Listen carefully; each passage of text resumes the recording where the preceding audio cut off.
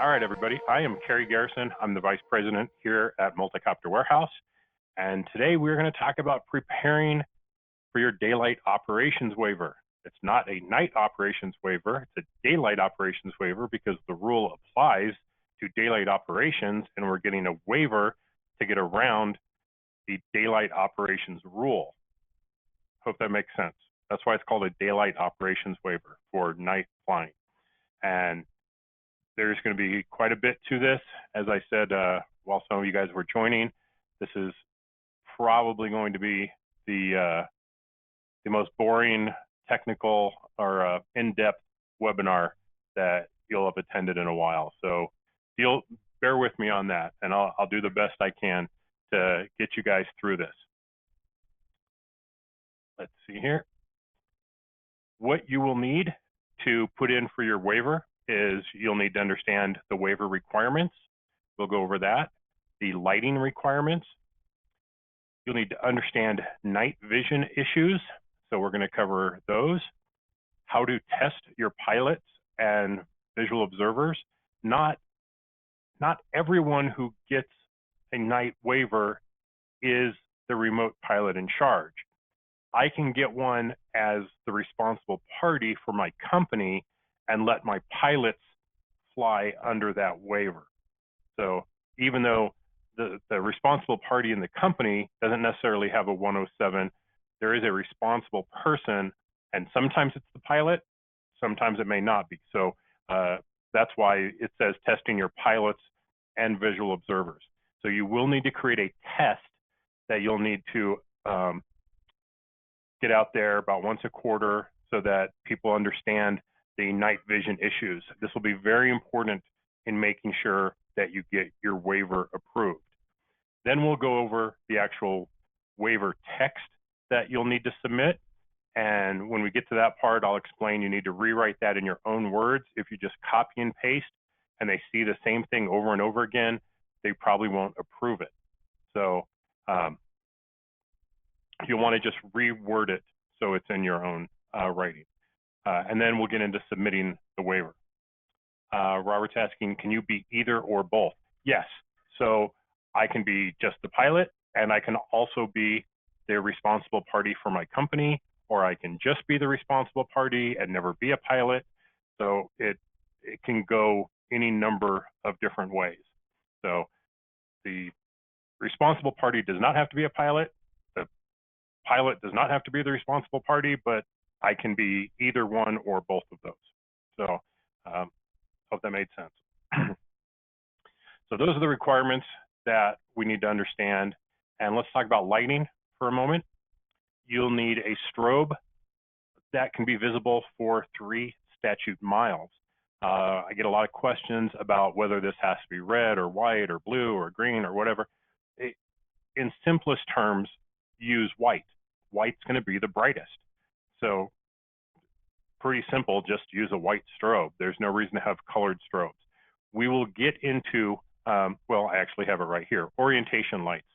So when I'm going to use colored lights is typically for orientation. I may have green on one side, red on the other side, or something like that to help with orientation when we're in close quarters operations, when we're in tight spaces, and making sure that the aircraft is orientated properly.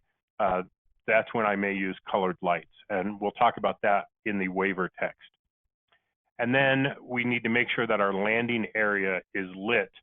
And in the waiver text, we're going to put in there that it can be seen from 400 feet height and 400 feet distance. So making sure that the landing area is well lit. And you don't have to go into a whole lot of detail about what that means and how you're going to light the area. You just have to say that's actually going to be the case. The USCG uses high visibility yellow-orange as the most visible spectrum for the eye. Well, yeah, there's spectrums that are more visible to the eye. However, when you're talking about strobes that are typically in the $40 range, your choices are typically going to be white, red, green, or blue. And so when I'm recommending strobes, I'm going to recommend white because that's what people are going to buy. I don't have high-vis yellow-orange LEDs. We go with stuff that's affordable, and that's going to do the job.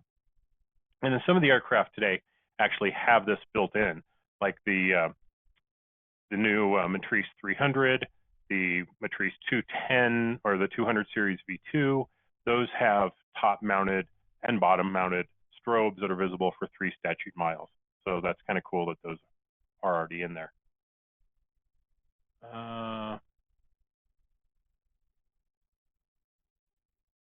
Sam, I don't recall that there actually is any requirement for directional lights. All the waivers I've put in, I have explained that there will be lights, or colored lights for orientation, but I don't actually remember that being in there. No, I would not light the landing area from a strobe. I would make that a constant light of some sort.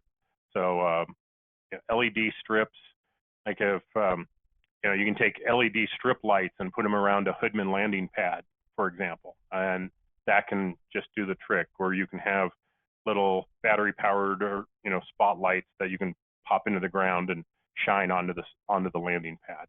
So the whole landing area doesn't have to be lit, but if I'm using a landing pad, I want to light that landing pad. So yeah, like Jonathan's saying, Hoodman uses LED lights in the circumference, yeah, and that should be fine as long as your visibility is good enough when you're out there flying that you can actually see it. So I like things that are a little more directional on it, and so I usually just have little lights on stands that I can just point down at the landing pad and light it up really good. Sometimes LED strips will get rotated a little bit, so they're not lighting up the pad as much as I would like. So as long as you can do that, you should be in good shape. Okay, let's see. Someone says their audio isn't working. Let me just reply to that. 655-060. And then the code is 852-595-07.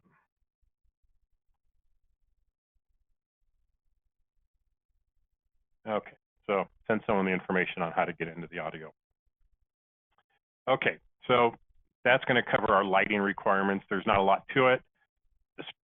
The anti-collision lights need to be visible for 3 statute miles. You may need orientation lights for certain operations, and your landing area needs to be lit properly. Again, we'll cover more of that in how you see we word that in the waiver text. 400 is that 400 feet horizontal distance. So the way I word it is it can be seen from 400 feet up and 400 feet back. So math on that would actually probably be more than 400 feet diagonal. Yes, Sam, for general aviation, red right, left blue, white tail, functioning landing lights.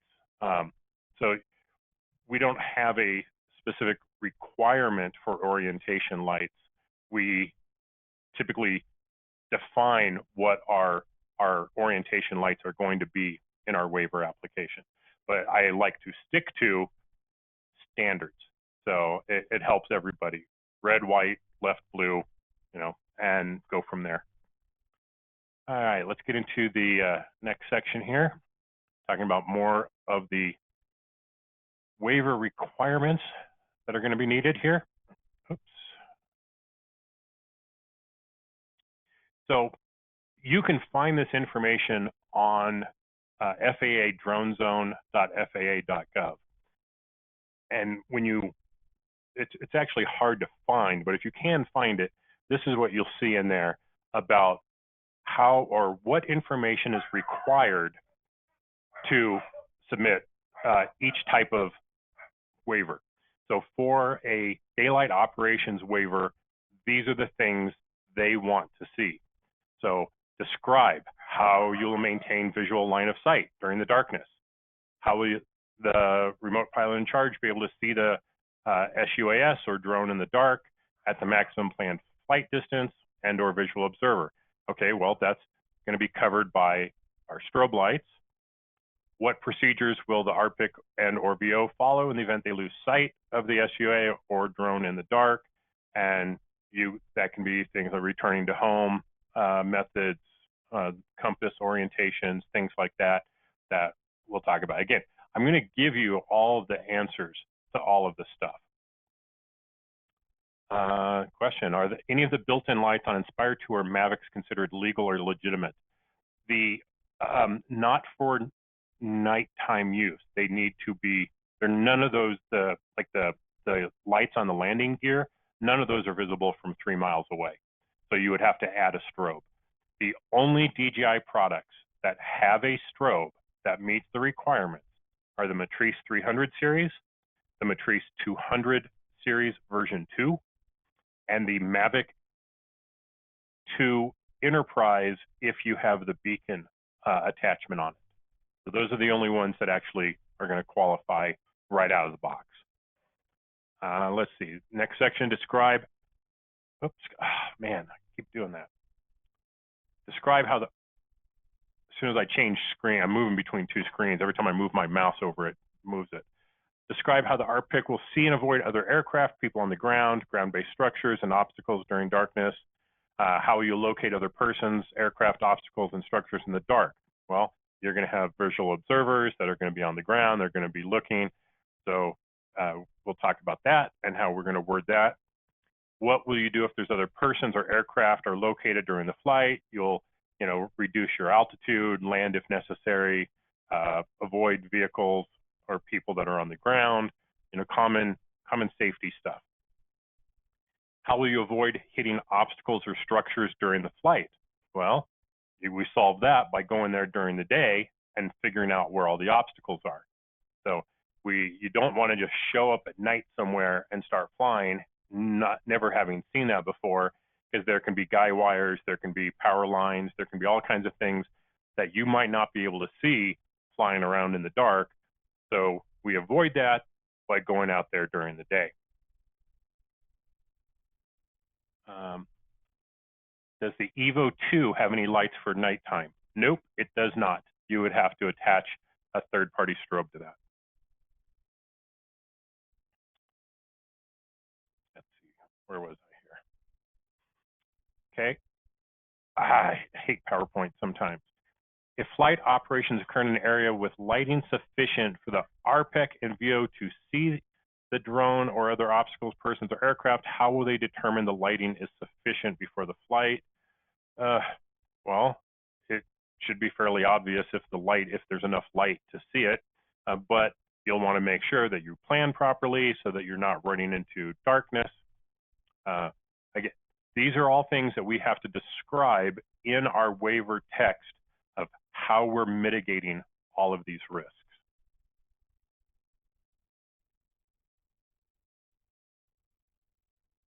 Helps incorporating some existing GA rules for them to authorize through what they know. Yeah, you'll see a lot of similarities to GA stuff back and forth here, because that's what they had to work with. So there's good information there, and if you come from a general aviation background, none of this should be anything new or weird here. You're going to describe how the RPIC will be able to continuously know and determine the position, altitude, attitude, and movement of the SUA or drone.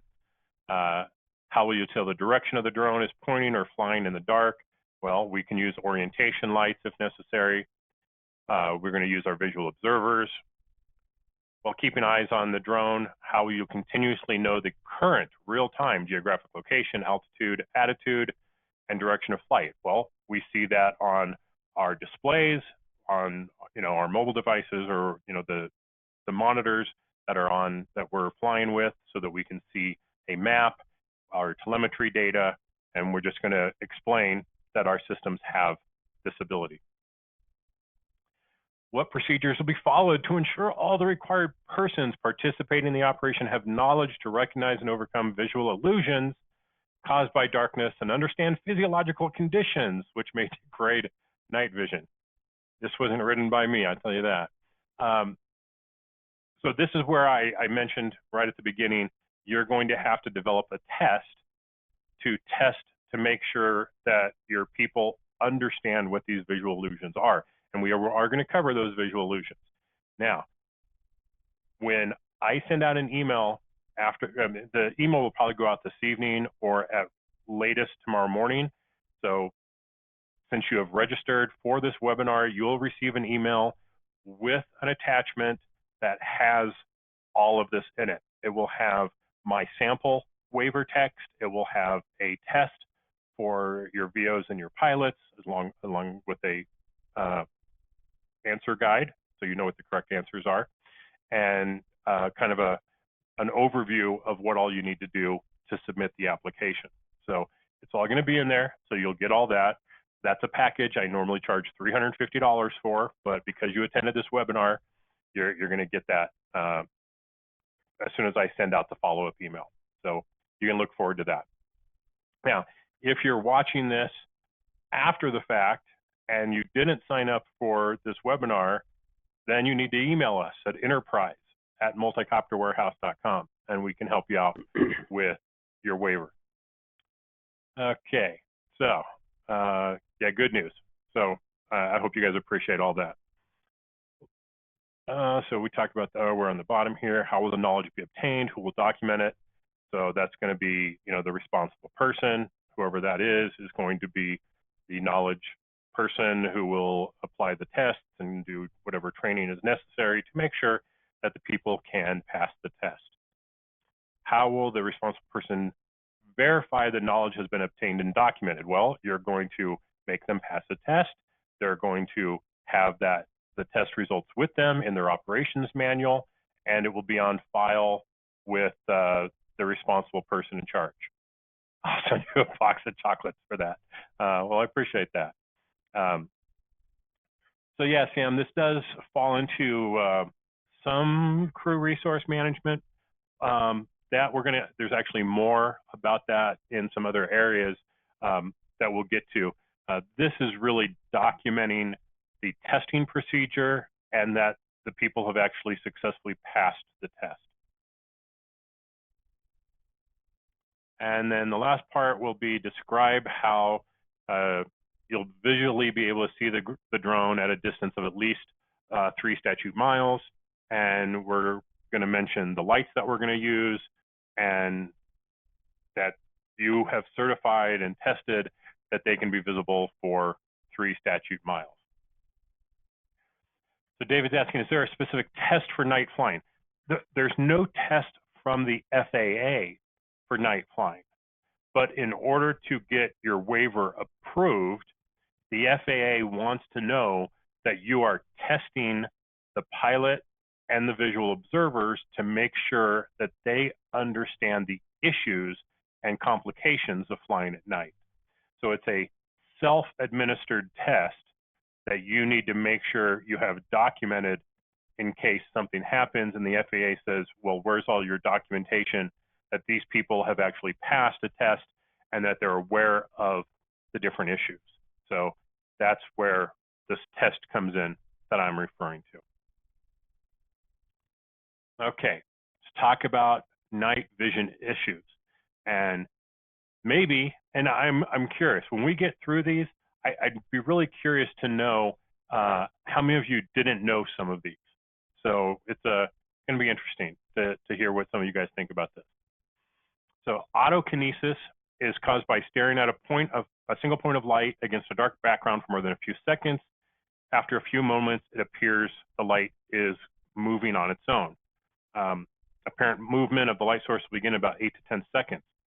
To prevent this illusion, focus the eyes at varying distances, avoid fixating on one source of light, practice constant visual scanning. At night, you never want to focus on one thing. You don't want to stare at the drone. You want to look away, look back, scan the sky. You always want to have your eyes moving in the dark to keep this from happening. Now, an excellent example of this for any of you that are familiar with the mystery drone sightings that were a big deal around the end of the year people would look at stars, or they would look at the planets, you know, Neptune or whatever it was, and they're like, but I see it moving. Well, it's because they were staring at that star for a period of time, or that planet for a period of time, and it will appear to move. Autokinesis. Edward, does flying at night require an additional observer? You will have to have a visual observer. I'm sorry, yes, Bogdan, it's Venus. Sorry, not Neptune, that's Venus. Venus was moving around in the sky with the drone. Does flying at night require an additional observer? You don't need 2 observers, but you're gonna have to say that you have a visual observer, at least one. And depending on the size of the project you're working on, the area that you're flying in, you may need multiple visual observers to make sure that the orientation and position of the aircraft is in a safe position. So it comes down to your particular needs, but there's no requirement for multiple visual observers. Let's see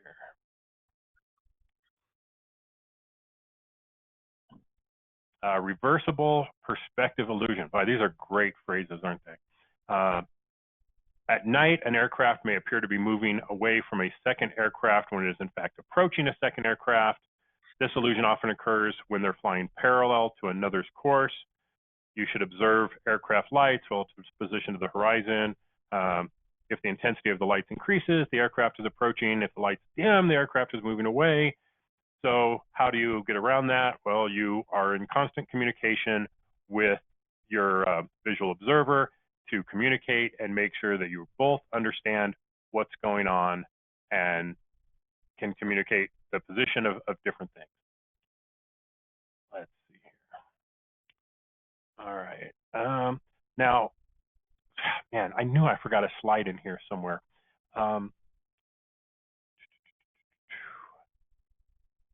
All of this information is in the pilot supplemental handbook. And I will make sure that I put a link up to that in a little bit. But that's where all this information comes, or that's where the descriptions here come from. But some of the ways of getting around it are just from our experience and writing some of these tests and things. Okay, so we were on that. So size distance illusion. Whoever's else is on a phone call, for some reason you're coming through. If you could mute your phone.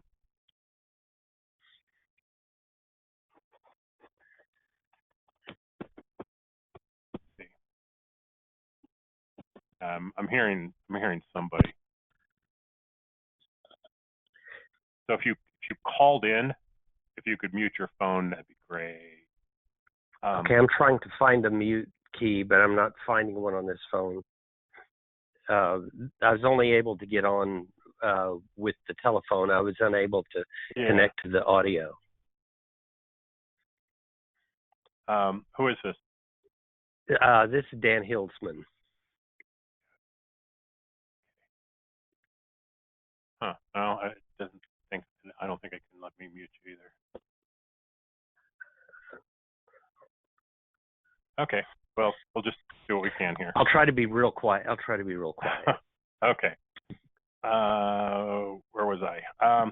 Okay. Again, with size distance illusion, it really comes down to the PIC and the VOs comparing observations.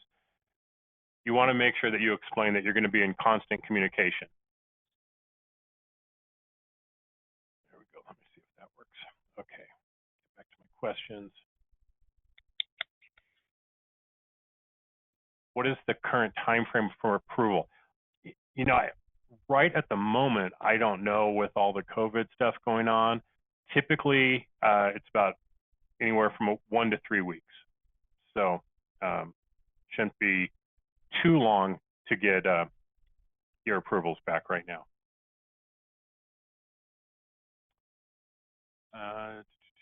Documentation of pre and post flights, very good information. Okay. All right. Okay. So we'll keep moving here. So again, these are all things that you're going to want to have on that test, making sure people understand it. Fixation, this is a biggie. This is when you ignore orientation cues and fix their attention on the goal or an object. Student pilots tend to have this happen when they're concentrating on the aircraft instruments or attempting to land. They become fixated on one task and forget to look around what's going on them. You lose your situational awareness, and that can be especially dangerous when you're coming into land and you're just focused on getting it down and making sure that you're over the landing pad, and you forget that there were wires in the area or a tree in the area or something. So this goes back to, again, your PIC and your VOs should practice constant scanning techniques and should be communicating constantly, especially during critical times, takeoff and landing, to make sure everybody is on the same page. Okay, do you have to request a waiver for each mission, or once you have the waiver, can it be multi-use? These waivers are going to be generically good for all Class G airspace for 3 years. So then if you need to have it in, you need to expand it into Class D airspace, then you do instead of doing LAMPs, you would do a Class D wide area authorization and attach your Daylight Operations Waiver to that wide area authorization. So the wide area, the nighttime operation stuff is good for 3 years, and you can attach that to wide area authorizations. So that's how that kind of works. Okay, flicker vertigo. A light flickering at a rate between 4 and 20 cycles can produce unpleasant and dangerous reactions such as nausea, vomiting, and vertigo. I haven't seen this happen before, but I have heard of this quite a bit from people who do fly a lot of night missions, and they've had new VOs and stuff get sick because they were standing under certain types of overhead lighting and it was flickering, and they ended up getting sick, and throwing up. So one good thing that you should always do is drink a lot of water when you're out, because it can definitely help with preventing some of these things. So proper scanning techniques at night prevent you from getting vertigo because you're not focusing on one particular object or light source. Testing, you want to make sure that you explain that your testing will be done on a quarterly basis. I mean, you could do it every month, every 2 months, but minimum should be every quarterly basis to make sure that everyone is always up to speed.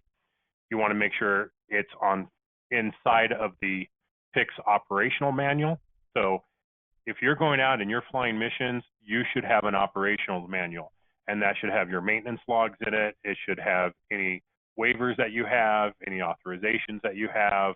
The worst thing you want to ever have happen to you, and it doesn't happen very often, but it can happen, is for some FAA guy to come and do what's called a gate check and start asking you for stuff. And if you don't have everything on there, you could be in a world of hurt. So you want to have copies of your licenses. You want to have copies of your recurrency tests. You want to have anything having to do with that particular mission. So all that stuff you want to have in your operationals manual.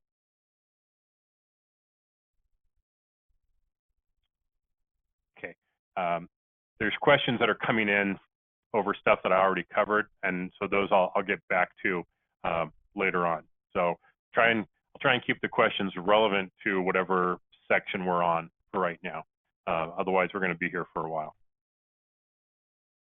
Okay. Now, in this presentation, I'm not going to give you an entire test. As I said, I will send out an email and it will have a sample test attached to it that you can go through. I'm just going to show you a couple of sample questions in how I put the tests together, and this is how I would build a test. So first section would be safety.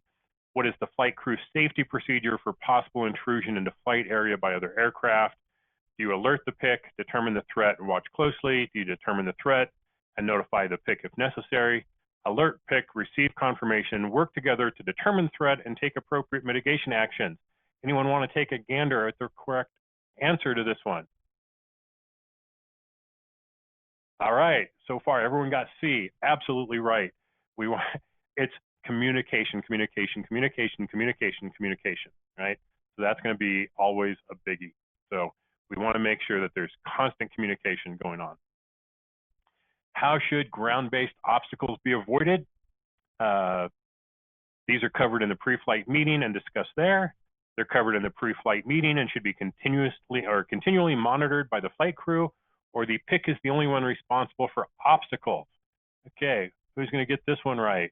All right, we got a bunch of B's going on. Excellent. So you guys all got that right. So continually monitoring issues with the ground, making sure that the drone's not coming up near trees, power lines, intrusion by vehicles, pedestrians, any of that stuff. Communication, communication, communication, right? Okay. What is the flight crew procedure for possible non-participatory people or vehicles entering the flight area? Here we go again, right? A, B, or C here. What's it going to be? What's it going to be? All right, a bunch of A's. You guys are good. I'm very impressed with you guys. Okay, so this is what a typical test is going to be like. You know, make it as big or as little as you want. My sample, I think, has 15 or 20 questions on it, something like that. It's not massive. It's not a couple hour-long test. It's going to go over a handful of things like this, as well as some of the night vision issues. So making sure everyone understands what's going on, making sure that there's good communication. Okay, so now we're going to go through the waiver text. Everyone take a deep breath here, because this is where stuff gets really boring, all right? So again, this is what I'm going to send you, but do not copy and paste this. Just rewrite it, change a few things here and there. You know, just make it in kind of quote unquote your own words, just like we were back in school, right? Don't do complete plagiarism. You risk it not being approved. So, you know, define what your minimums are here. So in my sample, I say all PIC will have a minimum of 25 hours of daylight flight, 2 hours of practice night flight before they are PIC for any commercial night operation under this waiver. 5 hours of night operations as a VO may be used in place of 2 hours of night flight requirement. I do want to thank Vic Moss. He did help me with a lot of this stuff. And so this was the one that I actually used for my personal waiver application. And so just, again, make sure you don't copy it. Exactly. All operations take, here we go. All operations taking place under an approved 107.29 waiver, which is this waiver that we're talking about, the Daylight Operations Waiver, will have a minimum of 2 people on the flight crew. Minimum will be PIC and a primary VO. Additional VOs will be utilized when the PIC determines that it is a necessity for safe operations. So that goes back to the question before, do you need additional VOs? Well, you do if the pilot in charge says you do. Pretty simple, right? The pilot in charge is the person in charge during those flights to make sure that everything is being safe. And if you don't think you can do it with one VO, well, then you're going to have another one. And you're saying it right here in the waiver application. All members of the flight crew, including the VO, the client, the talent, security, etc., will be trained in all aspects of night operations, including safety, ground and air, night vision, night illusions. Training and testing will be described later in the application. Now, I may not necessarily test everybody. I'm not going to make my client or the security guys or whatever, I'm not going to make them take that test because I haven't trained them on everything, but I am going to cover all the important things during the safety briefing before the flight. So making sure everyone understands, hey, don't stare at things for too long. This could happen, things like that.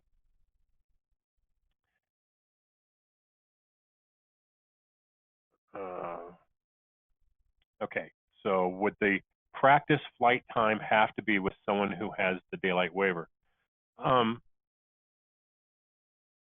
necessarily. I mean, the way this is worded is, well, okay, So let me rephrase that, I guess. So the short answer would probably be yes, because going out and doing your practicing is not considered recreational.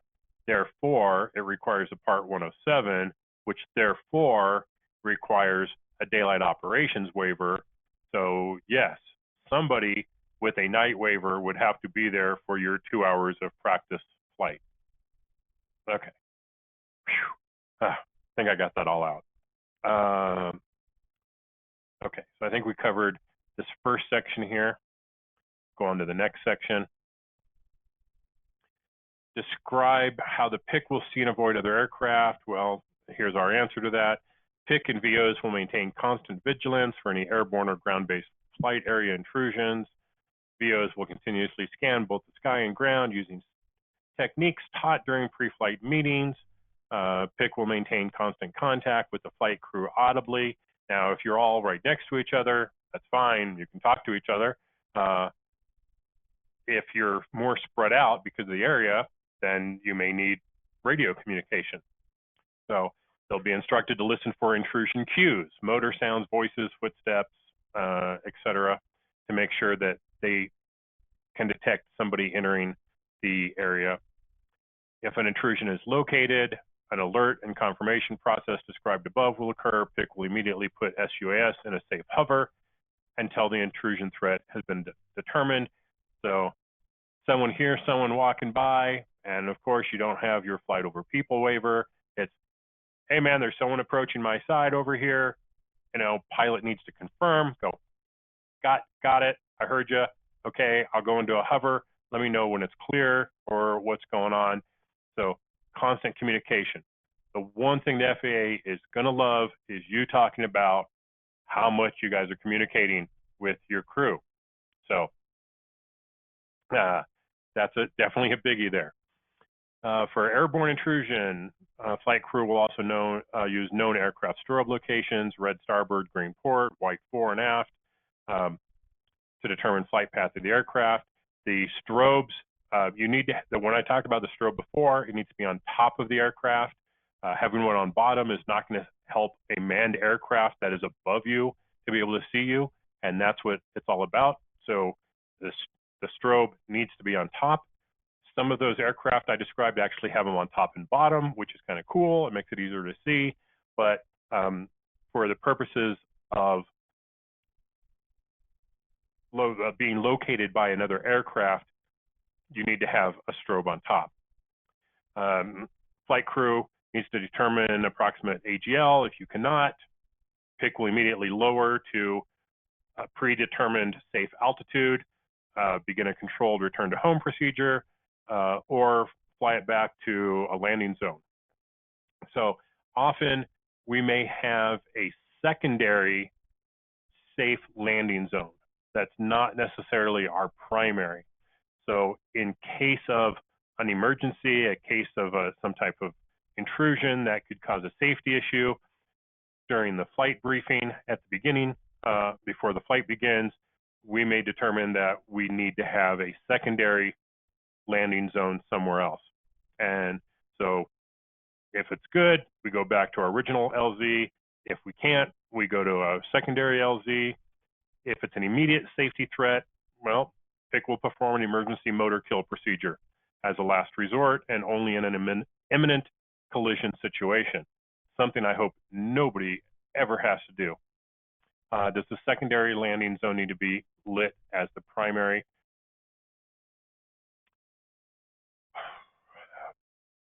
You know, I don't mention anywhere in the waiver application that I'm lighting this secondary at all.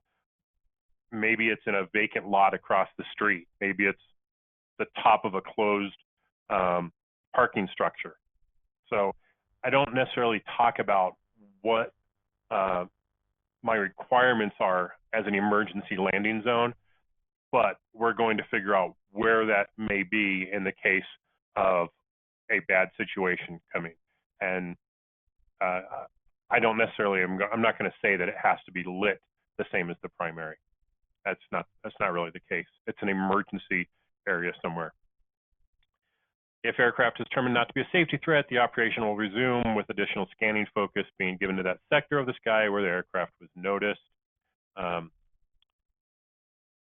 This was kind of pretty bad last week. I was doing a demo for some sheriffs at a fairground, and every once in a while, this one helicopter would come buzzing in about 150 feet right over our heads. So we had to be super vigilant about having multiple people watching the sky so that when that thing was detected, I could get down out of the air as quickly as possible. And had it come in at a different angle or something, yeah, I might have had to dump the aircraft, and not something I want to have happen. Ground-based intrusion, same procedures as above. You're maintaining flight path. That'll ensure at no time it'll fly over the intruding vehicle or person. Closest or primary VO may approach the intrusion to instruct them of operation and escort them out of the flight area. Motor kill procedure will not be used, but predetermined LZ will be used if necessary. And it's so overkill just if someone walks in, but I mean, rules are rules, right? Obstacles and structures will be avoided during night operations. Well, I hope they're avoided during daylight operations too, because usually not avoiding an obstacle or structure tends to be a bad thing, regardless of whether it's day or night. But when I talked earlier about going to the site during the day and looking for issues, obstacles, structures, wires, cables, things like that, you should put those down on a map. And, you know, it doesn't need to be a big sectional type map, just like draw it out and go, okay, here's our building. We got a tree over here that's 60 feet tall. We got a power line over here. We got something over here, so that everybody knows where the things are and how high they are, so that during the flight at night, it's way more difficult to figure out how tall something is, and making sure that, I mean, if there's something that's going to be, you know, kind of strange, maybe there's an antenna with, you know, guy wires somewhere, that's where you should position your VO, so he knows, okay, right above me is a really bad spot, and I need to make sure that those lights stay away from me. So that's why sometimes you may need multiple VOs, because you may have multiple issues on a particular site that could be more prone to being hit if there was a problem. Okay, going through here, you mark it on a map, location and approximate height where appropriate. How do you determine the height of a tree or something? Well, fly it during the day. Go over to it, look at your altitude on your screen. How high does it say you are?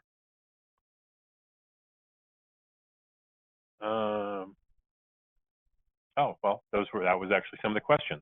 You know, so yeah, I'll go up, I'll take photos, I'll look at the screen, and that's how we'll determine on the map how high the different obstacles or obstructions are, is by literally flying it with a Mavic or something to get those actual measurements, and then maybe pad it a little bit for our safety margin that we don't want to intrude on.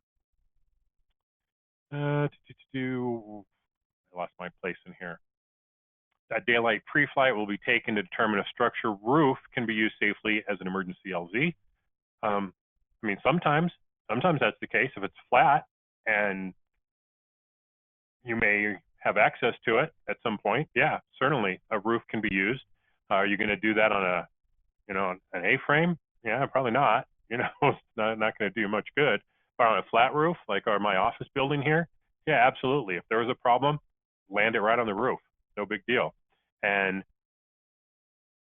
it's as long as you still have battery, and whatever threat or whatever goes away, you should still be able to arm the motors and get back up in the air again.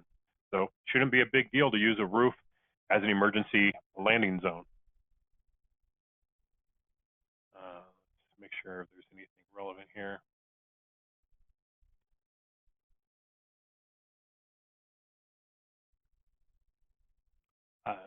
Okay, I'll get to some of these questions in a little bit. Yeah, it's kind of relevant here. In order to set return to home, one would want to measure any trees beforehand. Yeah, absolutely. Anytime we're going, there's a potential of using the automated return to home, we want to make sure that we know that the height of any structures that could be in the way, so that if we have to fire it off, it's going to go up above those obstacles before initiating its return to home. Flight crew will determine if flight area is sufficiently lit by using color acuity. If flight area colors are bright and vivid, there's sufficient lighting. If the colors are muted or looking kind of gray, you may need more lighting. Pretty simple. The more vibrant the colors are, the more light you have available to you, as your eyes will actually go more grayscale when there's not enough light, and you don't want that to happen. You want there to be plenty of light for the area that you're working in. Depth perception can also be used for determining sufficient light. If a person has difficulty determining how close an object is, there's not enough light. Okay, pretty straightforward there. However, the flip side of this is you don't want to have too much light in your face if you're then looking up at an aircraft. And it can take about 15 minutes for your eyes to adjust from bright light to darkness. And in that time period, you have a very, very degraded eyesight. So those are things to be very, very careful about. Let's see here. How will the PIC know the altitude, attitude, and location during the flight? Well, okay, we have directional strobes that can indicate the sides. Using the lights can determine the direction of the flight. It's also part of the pre-flight instructions. We can also have it on our monitors to, we have that. We have all the telemetry on our screens. So it can be shared with additional flight crew, with additional screens.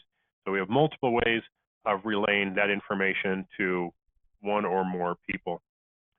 PIC will position the monitor in such a way to be able to quickly and easily switch from monitor to SUAS. Monitor brightness should be reduced when necessary to maintain effective night vision. This will allow the PIC to maintain visual line of sight, monitor telemetry, focus easily. Yeah, when you're flying at night, don't have your brightness turned all the way up. Turn it down as low as it can go, but so you can still see it. Makes pretty good sense. Anytime that you can reduce the other light around you, you want to make sure that you do, so that when you then look up, you don't have night blindness. This is very, very true when you are taking off and landing, that nobody should be looking right at the strobe lights. Same thing. You're going to have, crazy, after effects in your eyes from looking at those strobes. So make sure you're not looking directly at it when you're taking off or landing, because you're just going to blind yourself. I know, common sense. I know it should be common sense, but just saying.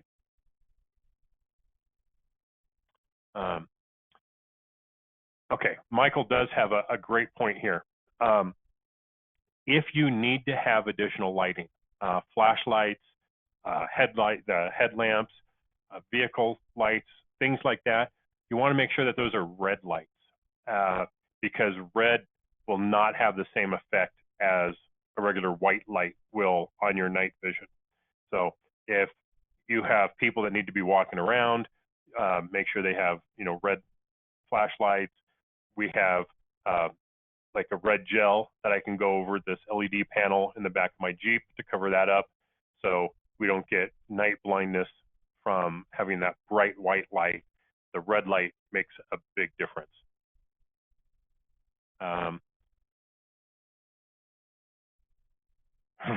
Ship for red, prepare to surface. Yeah. When you do have bright lights around, a good tip, and this goes all the way back to the pirate days, is close one eye. Sometimes pirates didn't use an eye patch because they had an eye poked out. It was so that they could flip it up in the dark and maintain their night vision. Little history lesson for you there. Bet you didn't know that one, because not every pilot had an eye out. So it was very often used to go from a brighter light around the candles and things to be able to flip it up and have good night vision in one eye. So That's where some of that comes from. So closing one eye makes a big difference. This is something I do at home when I'm going around at night, turning all the lights off in the house. I'll close one eye, so then I go around, I turn all the lights off, and I open the other eye, and then I can still see pretty decent. What procedures will be followed to ensure that everyone knows and understands effects on darkness, has on vision, how to overcome them? Well, we're gonna train them on that. They'll understand the effects by being instructed by the PIC, who will use the Pilot's Handbook of Aeronautical Knowledge. So Google that right now if you want to, Pilot's Handbook of Aeronautical Knowledge. That will get you a lot of this information. And for those of you who have not taken your 107, it is a great study guide as well. So you should have that. It's not a bad idea to order one of these. You can get a printed copy off Amazon, or you can just download the PDF right from the FAA website, print it off on your printer, and have that information handy to hand out to people. So good information to have. It's everything that we're covering in here. Pretty much all of the things that the FAA wants to know that you know are covered in that book. So good source of information. So that's not only where all this stuff came from, it's where some of these answers came from. The questions that I put together on the test pretty much all came from the Pilot's Handbook of Aeronautical Knowledge. All flight crew members will be tested before the operation takes place.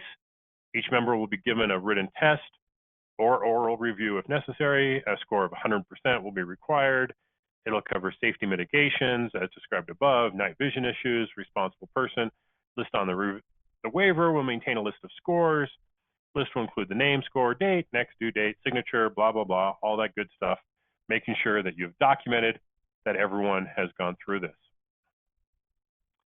The night vision issues taught and tested will include night vision, center blind spot caused by eye structure and can be prevented by just using the center of the eye to scan, making sure that you're scanning the sky.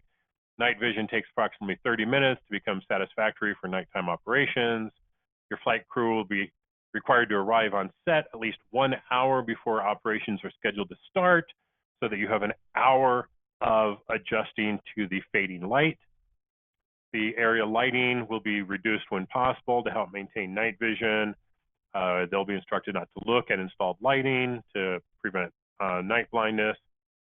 If additional lighting is necessary, lights will have red filters to ensure the ability of flight crew to maintain their night vision. Scanning techniques, maintaining night vision, side scanning, 30-degree scan, stopping every 2 to 3 seconds. Flight crew were reminded also to scan the areas behind them. So all this in your safety briefing, going over it, making sure everyone understands what they're doing, how to do it, making sure that they're being safe.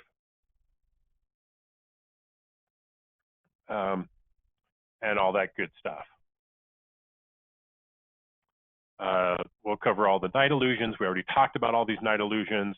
We're just going to reiterate in here that they're going to understand what all these are and that you understand what they are to make sure that you're explaining it to your people properly. How are we preventing problems? Continuous scanning, hydration. You're going to make sure water is provided, constant communication. I've mentioned that many, many times so far. Verifying possible illusions with other flight crew members, being rested, making sure no one is like super groggy or tired. The responsible party will maintain a list of the PICs flying under the waiver. Responsible party will maintain a list of all the UAS used under the waiver, along with maintenance. You'll ensure that all the SUAS used or under this waiver are kept at 100% flight ready status. Just a lot of kind of BSL type stuff in here. But again, this is making sure that that the FAA knows that you understand the issues and safety mitigations and that all your people understand that. So again, we're going to reiterate how we're going to make sure that we can see it at 3 statute miles, how we're going to attach the collision lights, and maybe this isn't the way you're doing it. Maybe you have clamp-ons, maybe you have some other type. So you should clarify this again. I don't want you copying and pasting this for your waiver.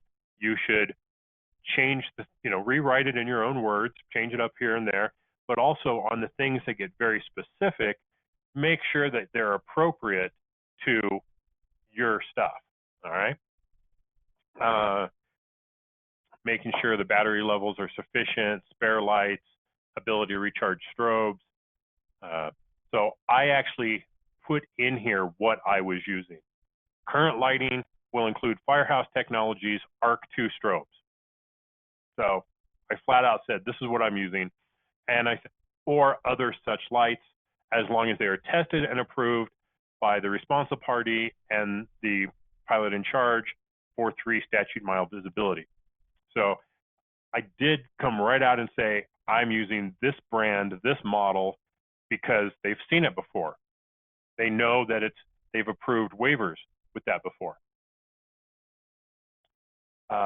Yeah, Brooke, I can make some recommendations about the strobes in a bit, but obviously I recommend the Firehouse Technologies Arc 2 strobes because that's what I use. So that's what I sell too, but yeah, I mentioned them because that's what I actually use. At no time will any flights take place under the waiver without anti-collision strobes attached to the SUAS. We're in the home stretch here, guys. A couple more slides. The flight crew will consist of all the persons necessary for a safe night operation, including but not limited to the PIC, responsible party, the VOs, the client, talent, and security. All crew members will be present at least 1 hour before operation and testing. Testing content and procedure is described above. Loss of communication will initiate an automatic return to home. So again, that answered the question about what would you do in the case of a loss of communication. So it'll go into a return to home.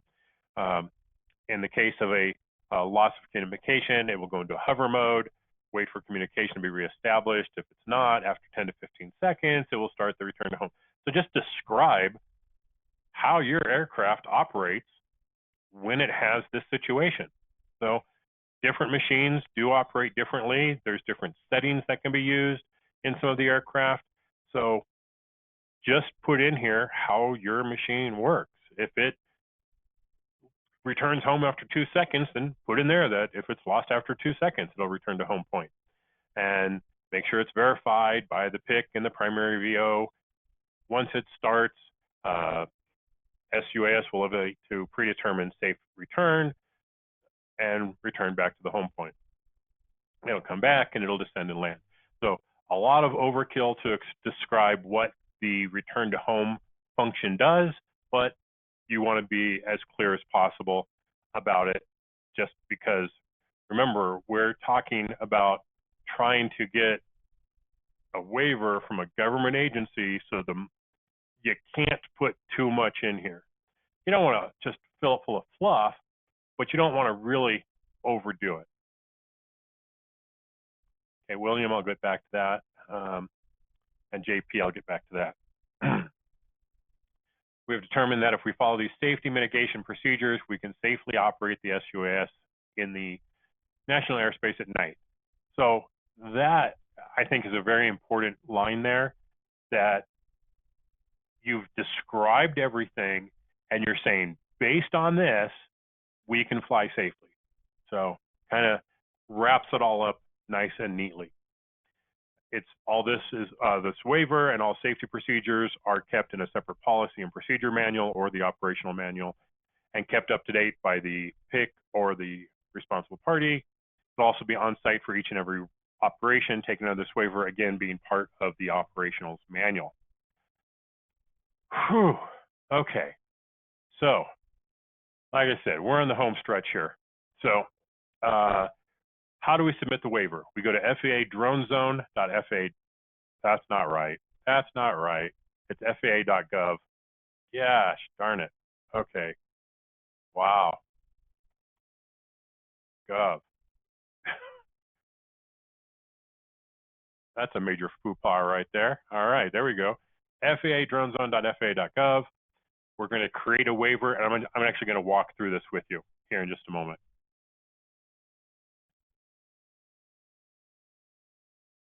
Okay. So we're going to try and create a waiver. We'll select that it's an operational waiver. We'll enter the pilot information, the RP information. We'll select that it's a Daylight Operation Waiver, the 10729. There's going to be operational parameters. You can add the individual drones if you want to it, and then we're going to submit it. So I'm going to bring up my web browser here.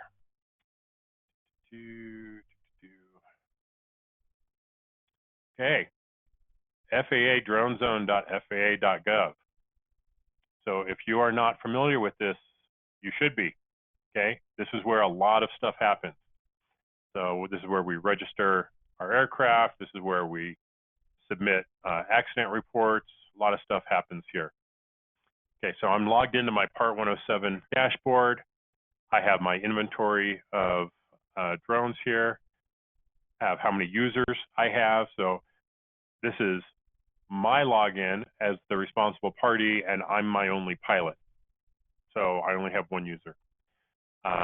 Shows I have 4 107 waivers and authorizations, one that's approved, one's canceled, one's denied, and one's a draft. I do have more waivers than this. I have like Kappa Class D wide area, but those were before the drone zone, so I have paper versions of those instead of ones in here. So we're going to go in here and create a Part 107 waiver or authorization. As I said, that's an operational waiver, so we're going to click on that and start the application.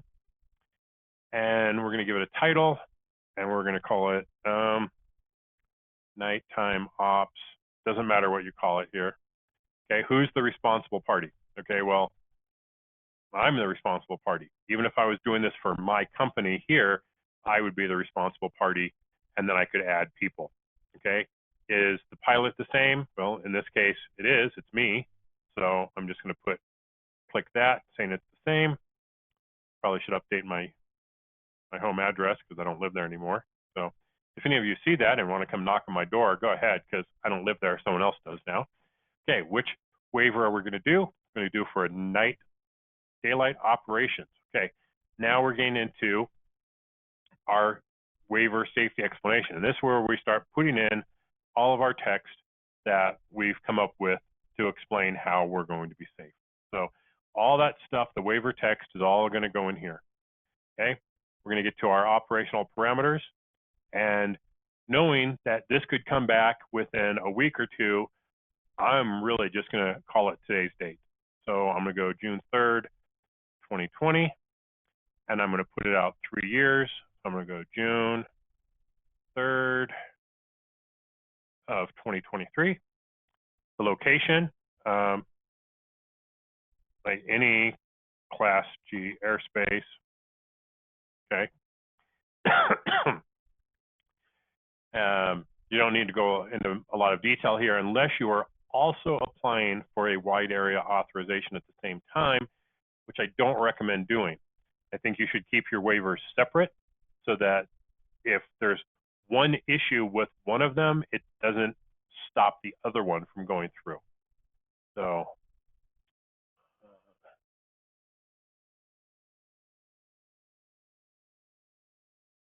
let's see here. See if I can make this bigger here.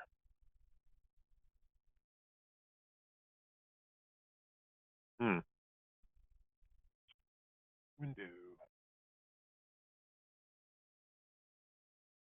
Well, no, that didn't work. There we go. Hopefully that's a little better there. Okay, so my proposed location of operation is any Class G airspace. Then if I do a Class D wide area authorization, I'll attach this. So I'm not going to try and roll them both into one. It just becomes a problem. Proposed maximum flight altitude above ground level. Well, I'm in Class G airspace, so my maximum is going to be 400 feet. Anything over that, and now we're talking a different waiver, so might as well just put in 400 feet. Is there a pending or approved waiver associated with this operation? So now if I already had my Class D wide area, I could attach it here, or I could do the opposite. So because my Class D wide area is not in drone zone, that's kind of a problem for me here. So I'm just going to say no here on this one. And then it'll take you back here, and that's it. Submit it. Oh, I guess I didn't put any text in here. Paste text here, which means the FAA is going to deny this one for me. So now I can add my UAS if I have them in my system, or I can put in my registration numbers. Any of them that you want to have listed in here, go ahead and add, hit next, and you're done. Pretty simple. All right. So, well, I mean, it's not that simple, but it's kind of simple. All right. So hopefully I've covered a lot here in a short period of time, and hopefully you understand where I was going with this. Try and make sure that you understand what you need, how to go about putting the information together, that you need to create the test, that you need to create all this text. You can't just, well, we're going to put strobes on our aircraft. That's not going to cut it. You got to be uber professional about trying to get this waiver in place. So also, for those of you who joined later, all of this is going to be sent out to you. So I will have the presentation, I will have my sample test, I will have the answers to the sample text or sample test, I will have a list of all the requirements that you need, and I will have my sample waiver text that you will not just copy and paste. You need to rewrite it in your own words, especially everything that's technical. You need to make sure it's applicable to your aircraft. So do not copy and paste it. It may red flag it and cause issues. So just reword it a little bit, just like we were in high school and we cheated off each other. Just rewrite it so the teacher can't tell. Okay, so let's see here. Let's back up. We got a ton of questions here. Lume Cube anti-collision strobes, don't know, never used them. I think they're overpriced. On a typical film set where UAS is part of a larger film suit, there are very bright lights that are lighting the broad set. What advice would you provide to enable my flight crew to adhere to the light blindness situation, especially if they're near the set? Try and stay away from the lights. It's a problem, and that very well can be a problem. If you can position them in such a way that they don't have to be looking towards the set lights, that'll make a big difference. Do I have any information or webinar on flight over people waivers? No, I am going to hopefully have more of that soon. You can go on our YouTube channel, which is multicopterwarehouse.com, and there is a webinar that I did recently with AVSS about their parachute systems, and that is pretty much a requirement to do flight over people, is you will need some type of parachute system. So there's definitely that. Can you submit this waiver request if you don't yet have an SUAV registered to your name? Yes, you can also submit this waiver if you do not have a 107 yet. So absolutely, you can just be a responsible party, and you'll say you'll maintain a list of the SUAVs that are going to use this waiver. So no need to, yes, you don't have to have a drone, you don't have to have a 107, you can simply get this. Can you expand on the 2-hour nighttime training? I mean, yeah, basically have it once, well, obviously you can't do this if you're the only person, right? So this is really more intended for someone else bringing on more pilots. And for me, it's also for the visual observers, making sure that they understand the night operations. And it's just to create a set of rules for future expansion of pilots. Obviously, if you're the only pilot and you're the responsible party, well, you're going to have to do your own training. There's no getting around that. So, but when I'm bringing on someone else that I'm going to have fly at night, then I'm going to go out there with those for those 2 hours and play around, make sure that they understand all the issues. Okay. Red goggles are used by astronomers. Yep, good point, James. You can get those. Are the Polar Pro anti-collision strobes capable of 3 statute miles? You know, even though I'm a Polar Pro dealer, I have never looked at their anti-collision strobes. I wasn't even aware that Polar Pro had them. So if they say they are 10729 compliant or night operations compliant or FAA compliant, if they say anything like that, then I'm sure that they're capable of the 3 statute miles. If you see any product that says FAA certified, that's a red flag because the FAA does not certify products. You can be compliant with their rules, but they do not certify that a product fits it. Does the application have a save function? That's a good question. I think it does. If you get off one section, no, actually, I think that was a problem. When you are preparing your waiver text, don't do it on their website. Do it in Pages or Microsoft Word or whatever, so that you can just paste it in there. You want to try and get through this as quickly as possible, because I've actually started doing that before and the system timed me out and I had to start over again. So don't count on it saving anything. Can you cover again, are waivers good for use over 3 years or one time only?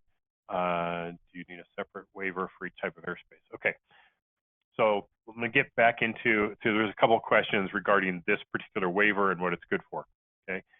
So this waiver, once you get it, it is good for any Class G airspace in the United States, and that's what you're going to ask for. That's what they're going to give you. So any Class G airspace. It is going to be good for 3 years.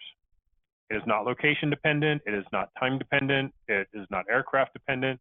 It allows you to fly during nighttime hours anywhere in the U.S. that is Class G airspace, okay? Now, if you need a Class D, or Class C or whatever, wide area authorization or a partial, time limit or some type, you need to fly in restricted airspace at night, you will attach this to that request, okay? So if you're going to wide area, I'm going to create a wide area authorization request. I'm going to attach my Daylight Operations Waiver to it, so that I already have one in place. Now I'm going to go for the other one. I'm not going to try and do them both at the same time. Do I have a webinar on wide area airspace de-operations? No, I don't. I probably should. It's a great topic. I'm gonna write that down. This is for the guy, that's from Brooke, for the guy asking about taking off from a film set, a closed set. Take off from the edge of the film set anyways, use your own lights, safe LZ, separate from other crew, always in communication with the first AD or the director. Thanks, Brooke. Does it work for Lance-approved flights? Oh, great question. Not today. So today, you cannot get Lance authorization for a nighttime flight. So that is supposed to be coming at some point, but today you cannot do it. You will have to do a manual request through FAA Drone Zone, not FAA.gov, not com, not gov, and you would request a time-specific approval for that flight with your Daylight Operations Waiver.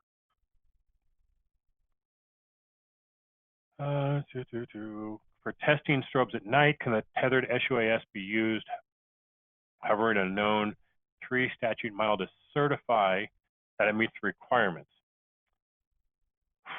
Wow.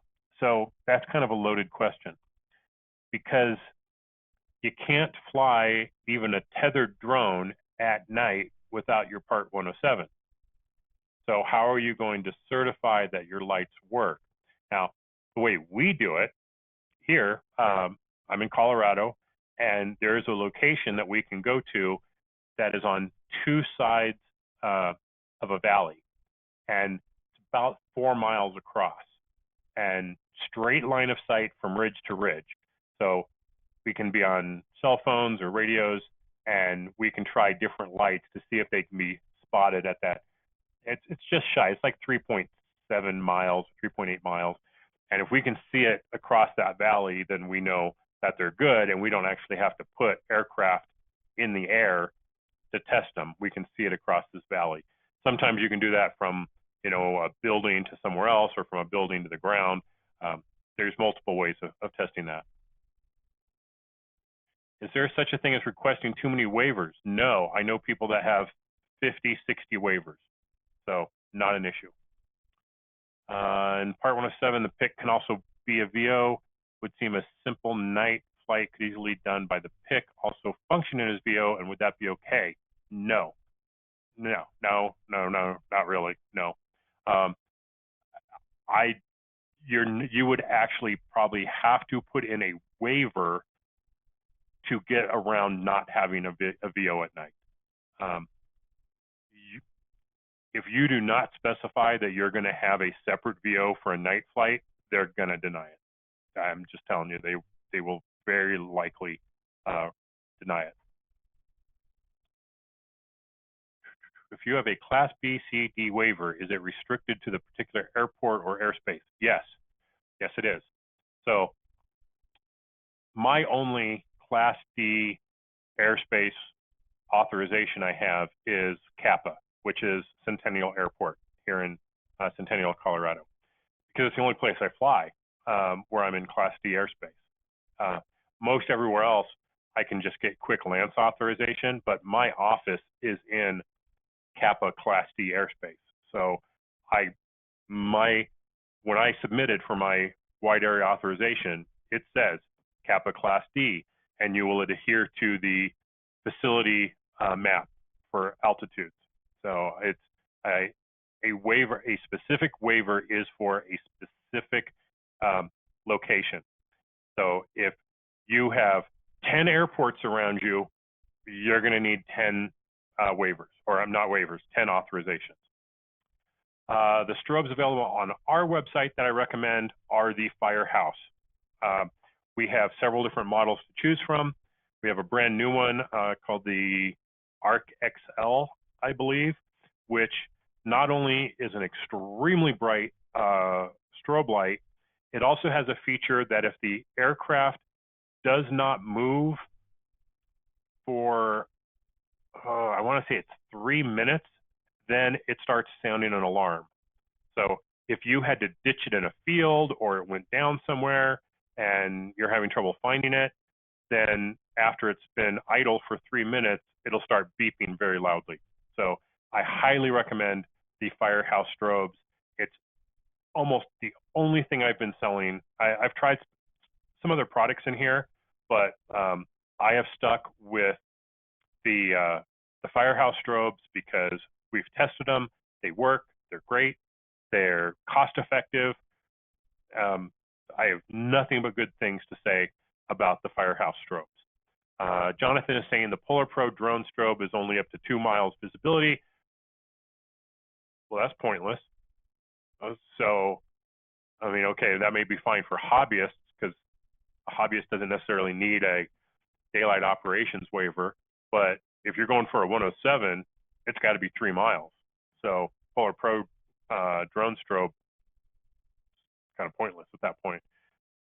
So yes, I'm sticking to my guns on this one. If you want a good strobe, get a Firehouse. Whether you buy it from me, whether you go to Firehouse Technology themselves, whether you go to someone else, I do care, because I'd rather you buy it from me, because that's why I'm here. And I have a Jeep and it needs parts all the time, so I really prefer you buy from me. But buy Firehouse Technology products. They're great. They're going to work. I know we often get hung up on brand names like Polar Pro or Lume Cube. The Lume Cube ones are too heavy. The Polar Pro ones don't seem to be bright enough. I don't care about brand names. I care about stuff that works.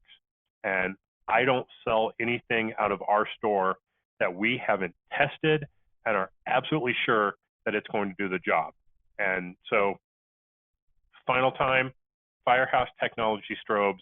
They work. They're great. I love them. Done. So, okay, Lume Cube is 3 statute miles. That's fine. I'm not going to carry them. In order to carry the Lume Cube strobes, they wanted me to buy 250 of them. not going to happen. So I ixnayed on that, and I thought they were too heavy. So Firehouse strobes, there's a selection of them. They're super light. They work. They're awesome. Okay. Do you recommend strobe on top and bottom, or is it personal preference? So it has to be on top, okay? So we eliminate that. It's got to be on top. And do you put one on the bottom? Well, the short answer to that is going to be, it depends. And it really depends on what I'm doing. If the nighttime flight is like a thermal map or a search and rescue mission or something like that, yeah, I may go ahead and put it on the bottom because it's really going to help to see what you're doing. It's going to help maintain your awareness of everything. There's absolutely nothing wrong with having one on the bottom. Where I'm not going to put one on the bottom is if it's going to interfere with the camera operation. So if I'm shooting video for something and I have the strobe going off behind the camera, I'm probably going to get that glare flash in the video. So in that case, I'm not going to run a strobe at night. So it often really just depends. What's the model that has the tone? Okay, well, fine. You're going to make me do this? I'll do it. Hold on. Multicopterwarehouse.com. And I'll go to Firehouse, type that in the top here. And oh, wait a minute. Where is it? ARG. Huh. Okay, well, that's a problem.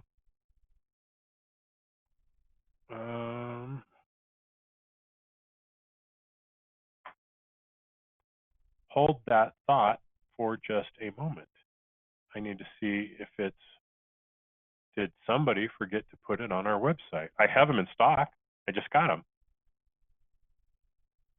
It is the Firehouse XL, and I will make sure that those are on our website this afternoon. Sorry about that. But yeah, the Firehouse XL. So if you just search on Firehouse later on today, you'll have them there.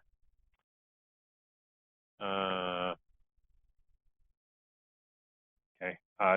Jonathan typed Firehouse. That's what I did.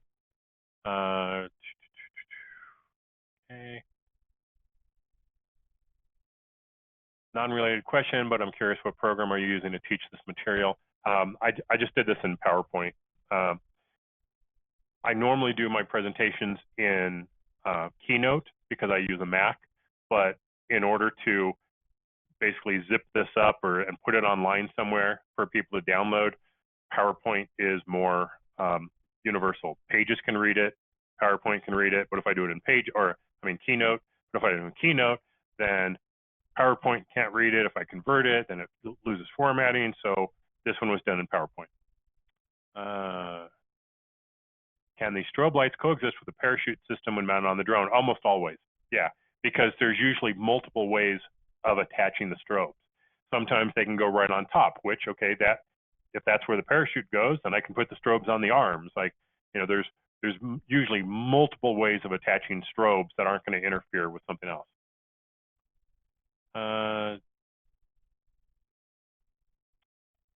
I don't know about any discounts on those at the moment. I got to see. What I will very likely do is when I send out all this information to you and all my sample stuff, I will very likely include a discount code for you to use. So I'll do that. I will make sure I include some kind of discount code for any purchases that you guys want to make through the website. Yes, Larry, it's the ARC XL, and I will make sure I have those on the website later this afternoon, or at least by the time that you get my follow-up email, that will all be there. So I'll make sure you have that.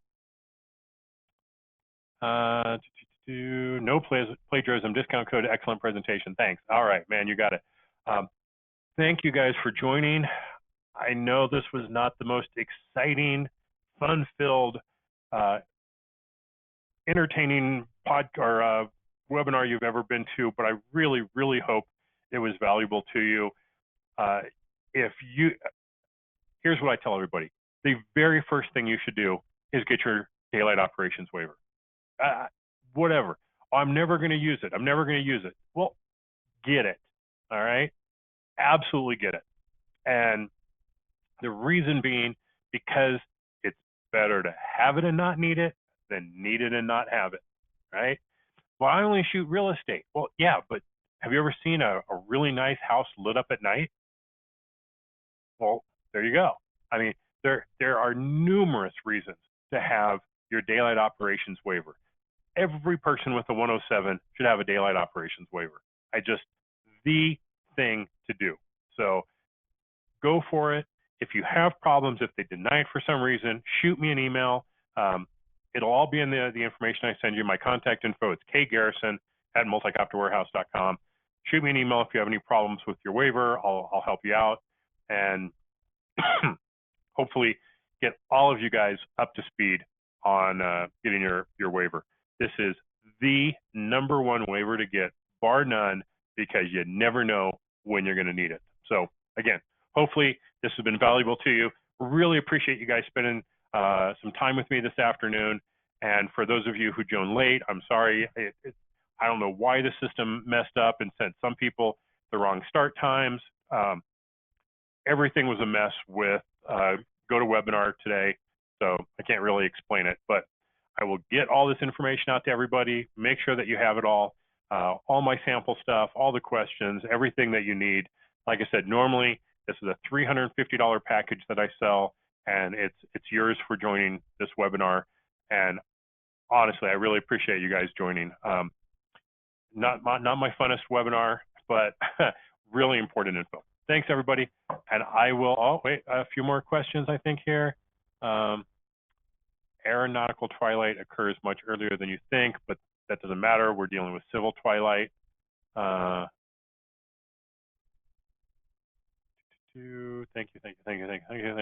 you. Chocolates are on the way. Thank you, Jonathan.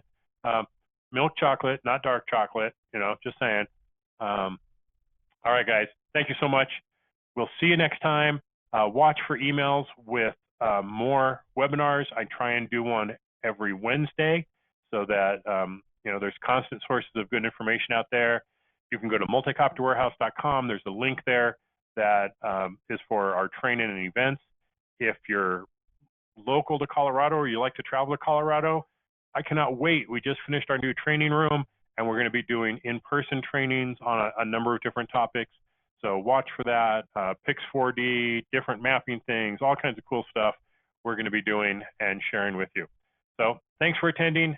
I'll catch you guys all later. Bye-bye.